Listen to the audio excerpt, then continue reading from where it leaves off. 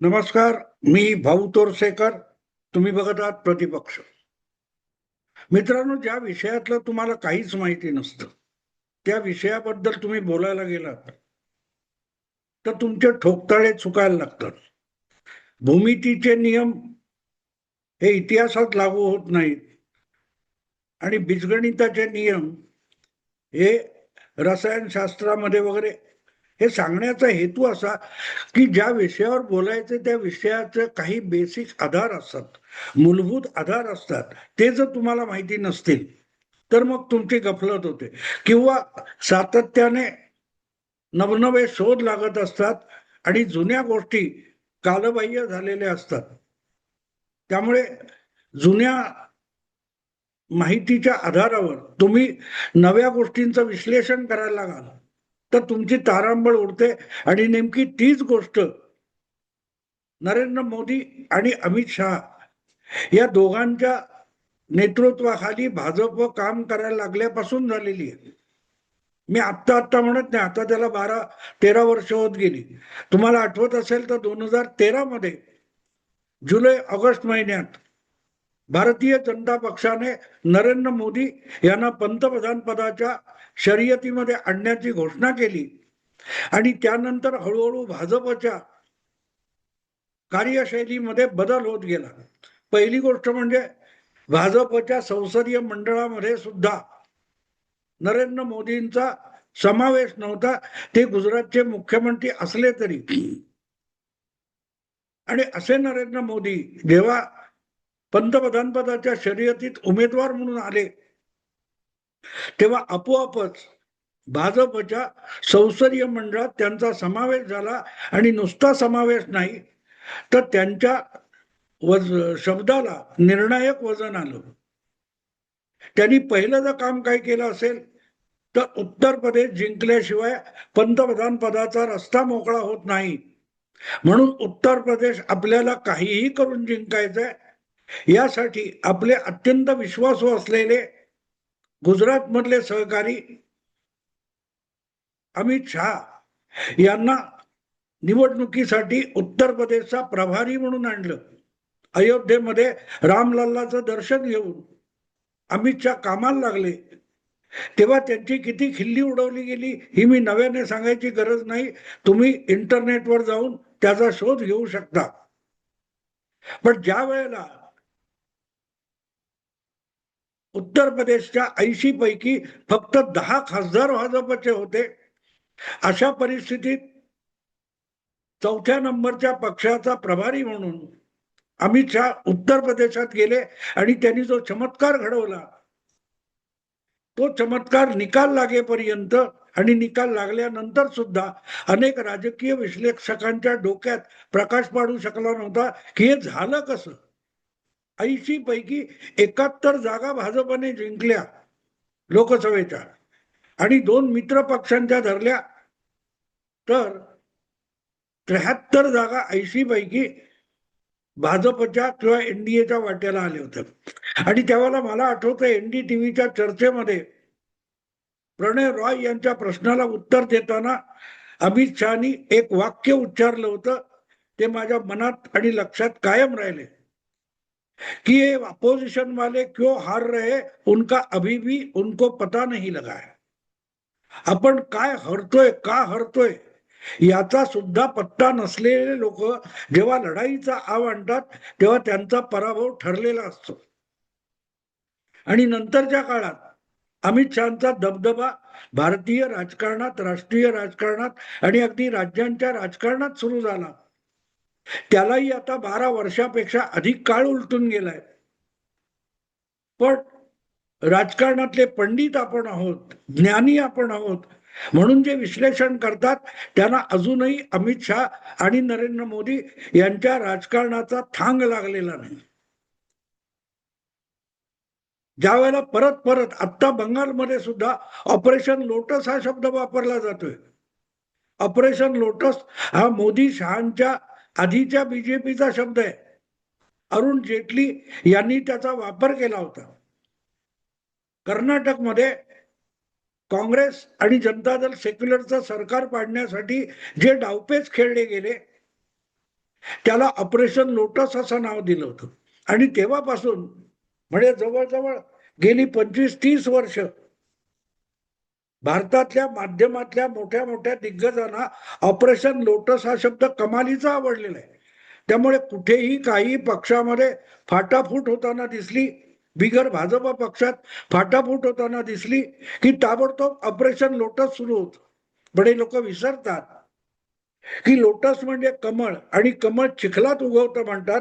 त्या चिखलामध्ये भारतीय विश्लेषण करते इतके अडकून बसलेत की जेटलींच्या काळापासून मोदी शहांच्या काळापर्यंत भाजपने जी वाटचाल केली आहे त्यामध्ये भाजपने राजकारणाचे नवे नवे पॅटर्न, नवी शैली प्रस्थापित केलेली. त्याकडे बघितलं तर तुम्हाला या नव्या पॅटर्न नुसार नव्या राजकारणाच्या घडामोडींचा अनालिसिस करता येईल, विश्लेषण करता येईल. 4 वर्षापूर्वी, ज्यावेळेला 4 नाही ऍक्च्युअली 6 वर्षापूर्वी शिवसेना भाजप युतीला महाराष्ट्रात स्पष्ट बहुमत दिलं होतं. अशा वेळेला उद्धव ठाकरे यांनी जी भाजपशी दगाबाजी केली, गद्दारी केली आणि सर्वात मोठा पक्ष झालेल्या भाजपला सत्तेच्या बाहेर बसवण्यासाठी काँग्रेस आणि राष्ट्रवादी बरोबर महाविकास आघाडी बनवली, तेव्हापासून मोदी आणि शहा यांच्या भाजपने आपला राजकारणाचा पॅटर्न बदलला. ऑपरेशन लोटसकडे पाठ फिरवून त्यांनी एक नवा पॅटर्न निर्माण केला, ज्यामध्ये आपल्या विरोधकांना नामोहरम करून टाकणं असा एक मास्टर स्ट्रोक असतो. त्या मास्टर स्ट्रोक नुसार महाराष्ट्रात भाजपशी दगाबाजी करणारे उद्धव ठाकरे यांच्याकडून त्यांचा पक्ष काढून घेण्यात आला. त्यांच्याच पक्षातले एकनाथ शिंदे यांना मुख्यमंत्री पदावर बसून शिवसेना हा पक्ष उद्धव ठाकरेंकडून काढून घेण्यात आला आणि एकनाथ शिंदे हे नामोनिशाणा सकट शिवसेनेचे सर्वोच्च नेता झाले. तीच गोष्ट आणखीन वर्षभराने 3 वर्षापूर्वी 2 जुलै 2023 शरद पवारांच्या बाबतीत करण्यात आली. शरद पवारांचा पक्ष काढून तो पुतण्याकडे देण्यात आला. हा नवा पॅटर्न आहे. कुठलाही पक्ष संपवायचा नाही, तो आपल्या सोबत घ्यायचा किंवा आपल्या विरोधात बसला तरी चालेल, पण तो पक्ष नामोनिशाण संपून टाकायचा नाही, नामशेष करायचा नाही. ही अमित शाह आणि नरेंद्र मोदी यांच्या देशांतर्गत राजकारणाची नवी दिशा आणि नवी शैली आहे. आणि त्यामुळे बंगालमध्ये ममता दीदीचा आणि त्यांच्या तृणमूल काँग्रेसचा दारुण पराभव झाल्यानंतर ते आपल्या कर्माने संपतील एवढ्यावर अमित शाह सोडून देत नसतात. 4 मेला निकाल लागल्यापासून प्रत्येक मोठा राजकीय पंडित एक गोष्ट सांगत होता की ममता दीदी विरोधी पक्षात बसली तरी सोपी गोष्ट नाहीये. ममता दीदी इज अ स्ट्रीट फायटर. रस्त्यावर उतरून संघर्ष करणारी, लढा देणारी अशी ममता दीदी ही अत्यंत आक्रमक नेता आहे, राजकारणी आहे. आणि त्यामुळे भले 2/3 200 पेक्षा अधिक आमदार भाजपचे निवडून आले असतील, पण तरीही भाजपला बंगालमध्ये सरकार चालवणं अवघड होऊन जाईल. हे 4 मे पासून जवळजवळ 30 मे पर्यंत, 31 मे पर्यंत आपण ऐकत आलो. तेच तेच तेच तेच Mamata is a street fighter. आणि म्हणून भाजपला सरकार चालवणं शिवेंदू अधिकारीला कठीण जाईल असं सांगणाऱ्यांच्या थोबाडीत राजकीय परिस्थितीने अशी सणसणीत हाणली की सरकार व्यवस्थित चाललंय. 3 आठवड्यानंतर मंत्रिमंडळाचा विस्तार झालाय. शुभेंदू अधिकारीला कुठेही कसली अडचण येताना दिसत नाही. पण ममता दीदीला आपला पक्ष चालवणं अवघड होऊन गेले. जी ममता दीदी रस्त्यावरची लढवय्या आहे आणि म्हणून ती सरकारला धड कारभार करू देणार नाही. शुभेंदू अधिकारी आणि भाजपला ममता दीदी सळो की पळो करून सोडेल हे छाती ठोकपणे सांगणाऱ्या सगळ्याच्या सगळ्या राजकीय पंडितांना राजकीय परिस्थितीने जूनच्या पहिल्या 2 दिवसातच सणसणीत चपराक हाणली. कारण मे महिना संपला आणि जून महिना सुरू झाला. या मधल्या 4 दिवसामध्ये ममता दिदीला तिच्याच पक्षाच्या आमदारांनी, पाठीराख्यांनी, खासदारांनी, काय ते अनुयायांनी सळो की पळो करून सोडलं ममता दिदीला. ममता दिदीच्या पुतण्याला सोनारपूरला झोडपण्यात आलं, पळवून लावण्यात आलं. जिथे जिथे ममता दिदी आणि तिचे सहकारी जातील, विश्वासू जवळचे लोक जातील, तिथे चोर चोर म्हणून लोक त्यांना पळवून लावत आहेत. अशा वेळेला पक्ष, तृणमूल काँग्रेस पक्ष, डीएमसी हा विस्कटून जाईल का, संपुष्टात येईल का, याची राजकीय चर्चा सुरू झालेली. कुठे गेली ममता? मग ममता रस्त्यावर उतरली, ममता कोर्टात गेली, ममताने धरणं धरलं. ते धरणं धरलं, त्या धरण्याला 80 पैकी किती आमदार आले? ममता दिदींनी बैठक बोलवली, त्या बैठकीला 60 पेक्षा अधिक आमदार गैरहजर राहिले, अगदी नवीन नवीन निवडून आलेले. ममता दिदीच्या त्या धरण्याला त्यांच्या अवतीभोवती दिसणारे एकापेक्षा एक चमकू असलेले 30-35 खासदार आहेत राज्यसभा लोकसभेचे, त्यातले मोजून अर्धा डझन सुद्धा ममता दिदी बरोबर धरणं धरायला हजेरी लावू शकले नाहीत. आणि त्यामुळे स्ट्रीट फायटर ममता दिदी रस्त्यावर उतरली, तर तिच्या सोबत यायला सुद्धा त्यांचे अनुयायी तयार नाहीत. त्यामुळे जे छाती ठोकपणे सांगणारे राजकीय विश्लेषक होते की ममता विरोधात उतरल्यानंतर सुवेंदू अधिकारी भाजपला सरकार चालवणं अवघड जाईल, त्यांना एक सणसणीत चपराक बसली. कारण पक्ष कसा चालवायचा या चिंतेमध्ये आता ममता दिदी आकंठ बुडालेले आहेत. आपले आमदार, आपले खासदार, आपले वेगवेगळ्या नगरपालिकांमधले, जिल्हा संस्थेमधले नगरसेवक कसे टिकवायचे, आपल्या पक्षाचे पदाधिकारी कसे टिकवायचे, यामध्ये ममता दिदीची झोप उडालेली आहे. रस्त्यावर उतरून दाखवणं आणि कॅमेरा समोर माईक हातात धरून भाषण करणं वेगळं आणि पक्षावर हुकूमत टिकवणं वेगळं.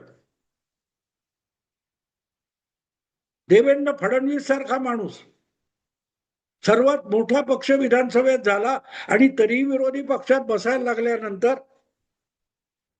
अतिशय समर्थपणे विरोधी नेता म्हणून काम करताना फडणवीसांनी आपल्या 105 आमदार त्यांच्या पक्षातले त्यापैकी एकालाही फुटू दिलं नाही. सत्तेच्या मोहाने भाजपचे 105 आमदार होते महाराष्ट्रात 2019 पासून 2022 पर्यंत, त्यातला एकही सत्ताधारी महाविकास आघाडीला फोडता आला नाही. उलट विरोधी पक्षात बसून देवेंद्र फडणवीसांनी उद्धव ठाकरे यांचा पक्षातले 40 आमदार फोडले, त्यांना वेगळं काढलं, अख्खा पक्ष बळकावण्यापर्यंत एकनाथ शिंदेना बळ दिलं आणि उद्धव ठाकरे यांच्या हातून पक्ष निसटला. ही मोदी शहा यांच्या भाजपची नवी शैली आहे. याला लोटस ऑपरेशन म्हणत नाहीत, हा नवा पॅटर्न आहे. याला शहा पॅटर्न म्हणता येईल की पक्ष संपवायचा नाही. आज सुद्धा शिवसेना आणि राष्ट्रवादी हे दोन पक्ष ठणठणीत आहेत, मान्यता प्राप्त आहेत, पण त्याचे संस्थापक आणि मूळचे प्रमुख नेते मात्र त्या पक्षाच्या बाहेर आहे. आणि त्यामुळे बंगालमध्ये ममता दिदीचा पराभव झाल्यानंतर आणि त्या पक्षामध्ये पळापळ सुरू झाल्यानंतर काय होईल याचा अंदाज बांधताना सगळ्यात पहिल्यांदा महाराष्ट्रामध्ये 3 वर्षापूर्वी 4 वर्षापूर्वी काय झालं, कशा प्रकारे शरद पवार आणि उद्धव ठाकरे यांना नामोहरम करण्यात आलं, त्याची मोडस ऑपरेंडी काय होती याचा जर राजकीय पंडितांनी विचार केला असता तर त्यांना आधीच कळलं असतं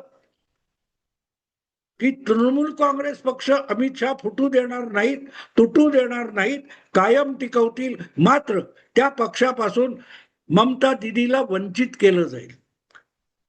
टीएमसीच्या नेतेपदापासून ममता दिदीला वंचित करणं ही भाजपची आणि पर्यायाने अमित शहा यांची सगळ्यात मोठी निकालानंतरची खेळी असेल हे समजण्यासाठी थोडीफार राजकीय अक्कल लागते. तेवढी थोडीफार अक्कल माझ्याकडे आहे आणि म्हणूनच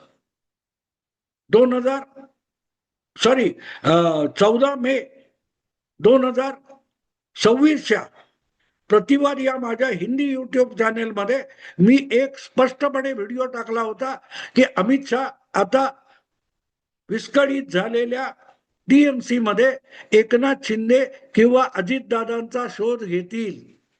हे भाकीत मी 14 मे रोजी केलं होतं आणि आता त्याच्या ब्रेकिंग न्यूज तब्बल 20 दिवसानंतर 18 दिवसानंतर देशभरच्या मीडियामध्ये रंगत आहेत की एकनाथ शिंदे को ढूंढ रहे वगैरे. 14 मेला मी जे सांगितलं तेच आता होतंय. याचं कारण अमित शहा आणि नरेंद्र मोदी यांची कार्यशैली, त्यांचा राजकीय डावपेचाचा पॅटर्न हा इतका सरळ आहे की विरोधी पक्ष संपवायचे नाही, विरोधी पक्ष टिकवायचे, पण त्यांना विरोधात बसवत किंवा आपल्या बरोबर बसवत मांडलिक करून ठेवायचं. ही मोदी शहांची नवी मोडस ऑपरेंडी आहे. विरोधी पक्षांसाठीची ती समजून घेतली तर राजकीय विश्लेषकांना या बाबतीत योग्य आकलन करता येईल आणि विश्लेषण करता येईल. मी मुद्दाम इथे 14 मेच्या माझ्या त्या हिंदी व्हिडिओची लिंक ह्या व्हिडिओच्या खाली डिस्क्रिप्शन मध्ये टाकणार आहे. ज्यांना माझ्या खरोखरच्या आकलनाची पुरावा पाहिजे असेल त्यांनी तो व्हिडिओ जरूर बघावा. पण एक गोष्ट आहे की ज्यांना मोदी शहांचं राजकारण, त्याचे डावपेच, त्यांची शैली कळलेली नाही, ते यापुढे जितकी वाकितं करतील राजकीय आणि विश्लेषण करतील ते परत परत चुकत राहणार आहेत. याची गॅरंटी देऊन थांबतो. आवडलं लाईक करा, शेअर करा आणि प्रतिपक्षाला सबस्क्राईब करा. नमस्कार.